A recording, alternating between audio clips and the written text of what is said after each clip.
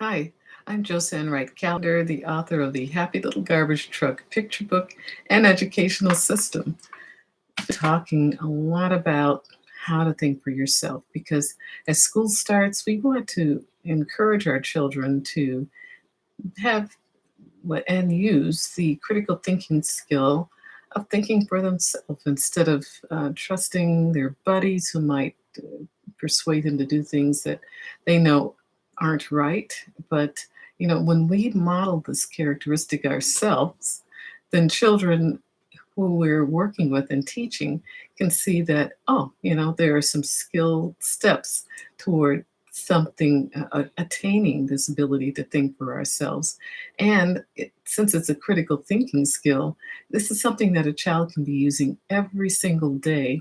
And it's like using a muscle every day. As you use that, it becomes stronger and stronger. And so Miss Hereford's article, How to Think for Yourself, included 5 tips to encourage that skill to develop. And the first one was developing a strong sense of self, being knowing who you are authentically, and developing those better qualities to become more of the better person that you hoped and wish to be, and know that you can be. Number 2 is being well informed, which it really takes these days because there's so many different news sources, and but it's a good thing too because you can look at various types of messages and find out what may be the truth because you're pairing these together and seeing which one kind of line up in your T chart. Oh, this seems to be the truth based on all of the information I've gathered. Being flexible, that means letting go sometimes of the number 4 tip, your biases. So when you are flexible enough to let go of some of your personal biases that you've identified, which are really, that's sort of well, to me, it's a challenge. But, as you really make an effort to identify these biases, you can become more of your authentic self as well instead of pulling along this bag full of old thoughts and processes that you've learned through your life. You've come up with fresh ones that are actually based on your perceptions, not what other people have told you. And then, so number 5, which kind of ties all of this together, is not buckling under fear, pressure, or guilt, which to me was saying developing courage. So these last couple of days, we've been talking about courage.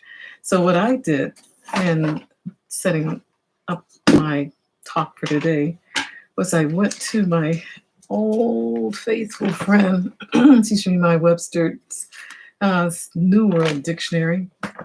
As I'm finding that when I look things up online, it gives you a really abbreviated version. And to me, that's not thorough enough.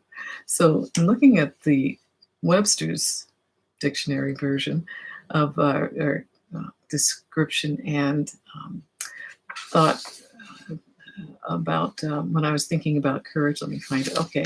So Webster's defines courage as a Latin word, courage, which is heart or spirit. And so it's basically courage is Latin for heart. And that was something that really kind of piqued my interest just coming out of the gate. So what it says is it's the attitude of facing and dealing with anything recognized as dangerous, difficult, or painful instead of withdrawing from it. And it actually is the quality of being fearless or brave. And it goes back, I guess, to the Latin word heart when they talked about knights of valor.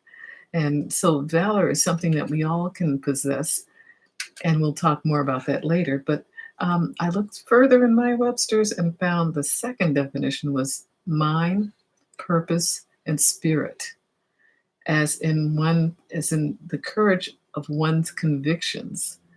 So it's the courage to do what one thinks is right.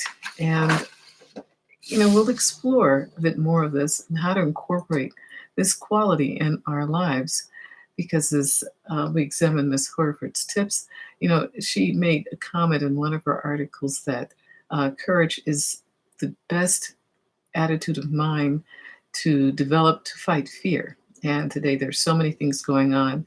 So having courage is a model, as a characteristic that we can model once we possess it. So we're going to look at ways that we can develop courage within ourselves so that we can model this for our children and dispel a lot of the fears that we may have, and arm ourselves with some good knowledge.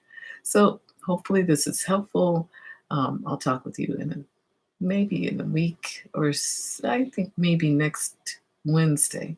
As I said, I'm starting to work on my young adult novel, which I'm hoping to launch in September. So I'm doing maybe 3 or 4 vlogs a week instead of 5.